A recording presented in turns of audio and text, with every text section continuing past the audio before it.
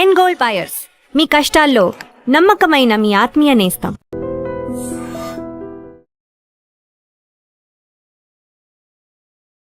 ఐడ్రీమ్ ప్రేక్షకులకు నమస్తే. నేను దేశ్రీ. ఇవాళ మనతో పాటు స్టూడియోలో ప్రముఖ ఆయుర్వేద వైద్య నిపుణులు, వంటింటి వైద్యానికి కేర్ ఆఫ్ అడ్రస్ అయిన డాక్టర్ చిట్టిబొట్ల మధుసూదన్ శర్మ గారు ఉన్నారు. చాలా మందికి మనకి బిస్కెట్స్ తినే అలవాటు ఉంటుంది కదా. చిన్న పిల్లల దగ్గర నుంచి ముసలి వాళ్ళ వరకు కూడా ప్రతి ఒక్కరికి కూడా టీలో బిస్కెట్స్ తింటూ ఉంటారు, పాలలో బిస్కెట్స్ తింటూ ఉంటారు. అసలు బిస్కెట్స్ వల్ల ఎలాంటి లాభాలు ఉన్నాయి, అండ్ ఇలా పాలల్లో టీలో మనం బిస్కెట్స్ తినొచ్చా, బిస్కెట్స్ గురించి ఆయుర్వేదం ఏం చెబుతుంది అడిగి తెలుసుకుందాం. నమస్తే సార్. నమస్తే సార్, చాలా మందికి బిస్కెట్స్ తినే అలవాటు ఉంటుంది. అంతెందుకు మంత్స్ బేబీకి కూడా మిల్క్లో మనము బిస్కెట్స్ అది తినిపిస్తూ ఉంటారు.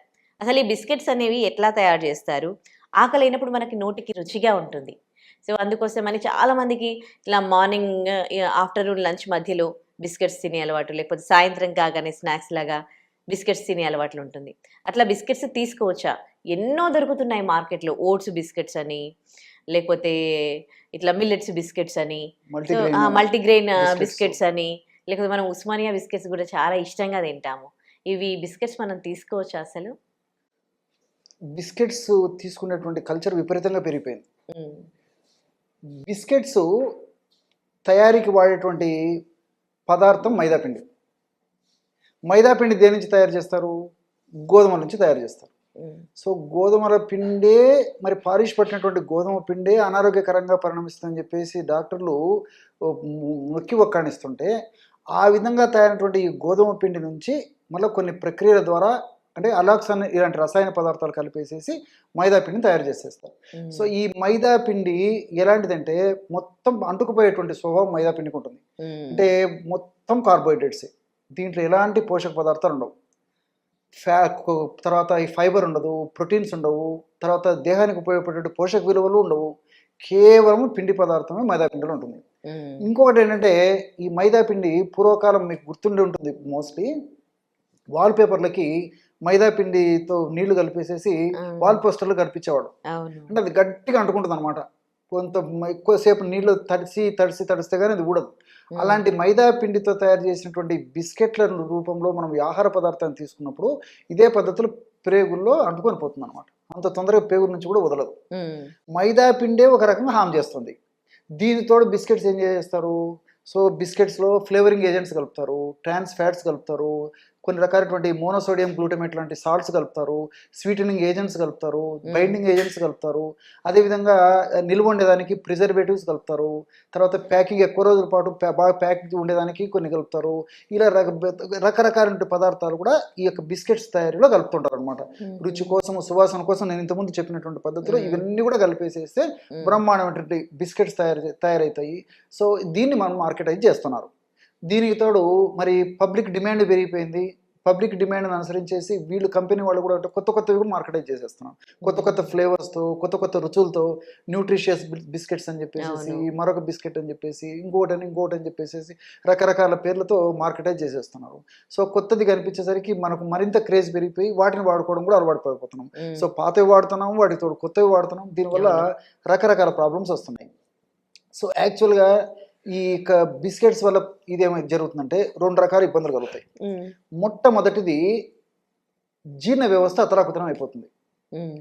జీర్ణ వ్యవస్థనే మన దేహానికి సమస్తమైనటువంటి యొక్క కణ నిర్మాణానికి కానీ, దేహ వ్యవస్థకు కానీ, అదేవిధంగా మన దేహంలో ఉన్నటువంటి వివిధ అవయవాలు సమర్థవంతంగా పనిచేసేందుకు కానీ, ఎలాంటి జబ్బులు రాకుండా ఉండేది కానీ జీర్ణ వ్యవస్థనే చాలా ముఖ్యం.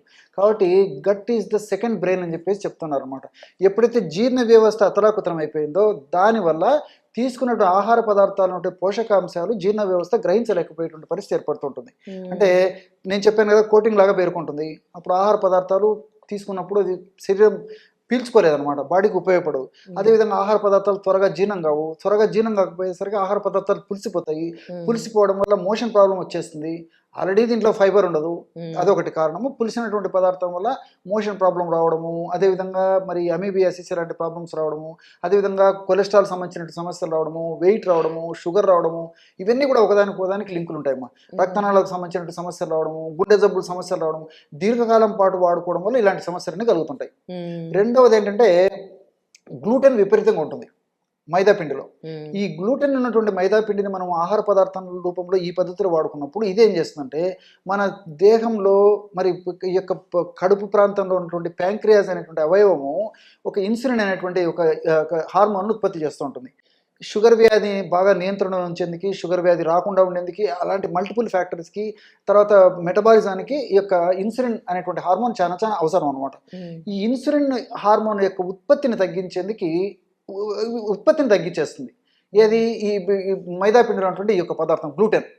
సో ఎప్పుడైతే ఇన్సులిన్ ఉత్పత్తి తగ్గిపోతుందో అప్పుడు రకరకాల సమస్యలు కూడా వస్తుంటాయి, షుగర్కి సంబంధించిన సమస్యలు వస్తాయి. అంటే ప్యాంక్రియాస్ ఉన్నటువంటి ఈ ఇన్సులిన్ ఉత్పత్తి చేసేటువంటి కణాలను డ్యామేజ్ చేసేసి ఇన్సులిన్ ఉత్పత్తి కాకుండా చేసేస్తుంది. సో చాలా మంది అందుకే షుగర్ వ్యాధిగ్రస్తులు కూడా మరి భారతదేశంలోనే విపరీతంగా పెరిగిపోతున్నారు, ప్రపంచవ్యాప్తంగా పెరిగిపోతున్నారు. కారణం ఏంటంటే ఈ యొక్క బీటా సెల్స్ స్పాయిల్ కావడం చేత, ఇన్సులిన్ సరిగా ఉత్పత్తి కాకపోవడం చేత కూడా మరి షుగర్ వ్యాధిగ్రస్తులు కూడా పెరిగిపోతుంది. దీనికి కారణం అంటే పరోక్షంగా మరి ఈ బిస్కెట్లు ఇలాంటి వాడడం కూడా పరోక్షంగా కారణం. కాబట్టి మరి ఈ రెండు కారణాల వల్ల ఈ రెండు ఇబ్బందులు పెట్టేటువంటి పరిస్థితి ఈ బిస్కెట్ల వల్ల ఉంది.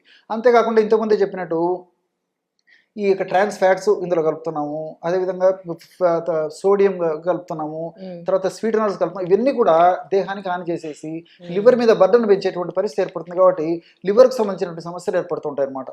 సో టోటల్గా మరి బిస్కెట్స్ దీర్ఘకాలం పాటు వాడుకోవడం వల్ల కొద్ది కాలం పాటు మరి కొన్నాళ్ల పాటు ఎలాంటి ఇబ్బంది ఉండవు, కానీ రెగ్యులర్గా కంటిన్యూగా ప్రతిరోజు ఈ పద్ధతిలో వాడుకోవడం వల్ల ఏం జరుగుతుందంటే అనేక రకాలైన జబ్బులు, ఆధునిక నాగరిక సమాజంలో మనం చూసేటువంటి అనేక జబ్బులు ఏవైతే ఉన్నాయో, ప్రధానంగా వెయిట్, షుగరు, బీపీ, రక్తనాళాల సమస్యలు, చర్మ వ్యాధులు, అదేవిధంగా కొన్ని రకాలైనటువంటి ఈ క్యాన్సర్స్, ఇవన్నీ కూడా మరి వచ్చేదానికి ఇది కూడా పరోక్షంగా ఒక కారణంగా మనం చెప్పుకోవచ్చు అన్నమాట.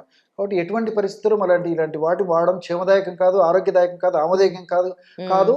కాబట్టి ఎప్పుడో ఒకసారి కొద్దో గొప్ప వాడుకోవడం తప్పులేదు, కానీ మరి తరచుగా ఎక్కువ ప్రమాణంలో రెగ్యులర్ గా వాడుకోవడం ఏమాత్రం మంచిది కదమ్మా. మరి ఇప్పుడు అంటే న్యూట్రిషన్ బిస్కెట్స్ అని, ఓట్స్ బిస్కెట్స్ అని వస్తూ ఉన్నాయి కదా, మల్టీగ్రెయిన్, ఇవి కూడా మంచిది కాదంటే? అది కొద్ది శాతం మాత్రమే ఓట్స్ ఉంటాయి కాబట్టి, ఎక్కువ శాతం అంతా మైదా ఉంటుంది, తర్వాత ఈ ఆర్టిఫిషియల్ కలిపేటువంటి ఉంటాయి కాబట్టి ఇది ఏమాత్రం మంచిది కాదు. ఇక్కడ మీరు ఇవన్నీ అడిగేసరికి నాకు మరొక విషయం కూడా గుర్తొస్తుందండి.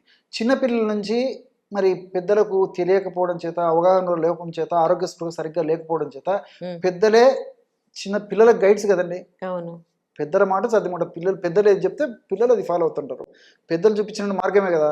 ఒక్కొక్కసారి త్వరగా ఫాలో కాలేరు, కొంతమంది త్వరగా ఫాలో అవుతారు. ఏదైనా పెద్దల మార్గదర్శనమే ప్రధానం వాళ్ళని రూట్లోకి తెచ్చుకోవాలంటే. సో పిల్లలకి తల్లిదండ్రులు ఏం చేస్తారంటే ఇవి నేర్పించేస్తారు. For example school going children అనుకోండి, స్కూల్ నుంచి వచ్చిన తర్వాత, లేదా కాలేజ్ గోయింగ్ చిల్డ్రన్ కాలేజ్ నుంచి వచ్చిన తర్వాత, లేదా కొంతమంది ఎంప్లాయీస్ ఎవరైనా కానివ్వండి, సాయంత్రము వచ్చిన తర్వాత ఏం చేస్తారంటే ఈ పేరెంట్స్ బిస్కెట్స్ ఇచ్చేసి కాఫీనో టీనో పాలో ఇచ్చేసేస్తారు. సో బిస్కెట్స్ మంచిది కాదు, మరి కాఫీ టీలు మంచిది కాదు. రెండు కలిపి ఇవ్వడం వల్ల మరింత హానికారకమైన పదార్థంగా తయారైపోతుంది. సో ఈ విషయం చెప్పేసరికి నాకు మరొక విషయం కూడా గుర్తొస్తుందండి. వేలాది సంవత్సరాల క్రితమే ఆయుర్వేద వైద్య విధానంలో మన మహర్షులు క్షీరేణ లవణం అని చెప్పడం జరిగింది. అంటే నిషిద్ధం. క్షీరేణ అంటే పాలు, లవణం అంటే ఉప్పు. సో పాలు మీకు చెప్పాల్సి మన పాలలో కలిపి తీసుకోవడం తప్పు.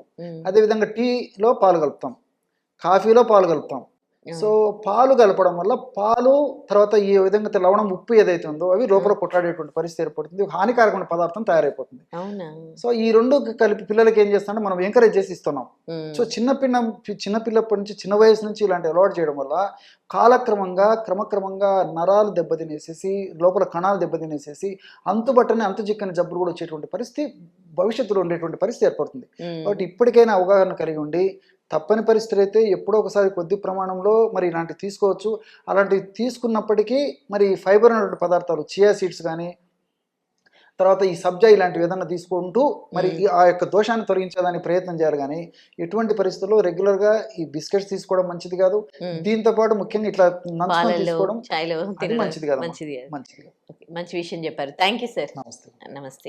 And for more videos, please subscribe to iDream. Please subscribe to iDream. Please subscribe iDream. And please subscribe to iDream. For more videos, subscribe to iDream. please like, share and subscribe to the channel. Congratulations, iDream. Subscribe to iDream. Subscribe to iDream. So subscribe to iDream Media. iDream ki iDream team andarki huge congratulations. Please subscribe iDream Media. Please subscribe to iDream. Subscribe iDream. Please subscribe to iDream. I dream అంటే నా కళల ఛానల్ను subscribe చేసుకున్న నోరు తిరుగుతలేదు, మీరైతే గంట గుర్తు కొట్టండి. For more such videos, please subscribe to iDream.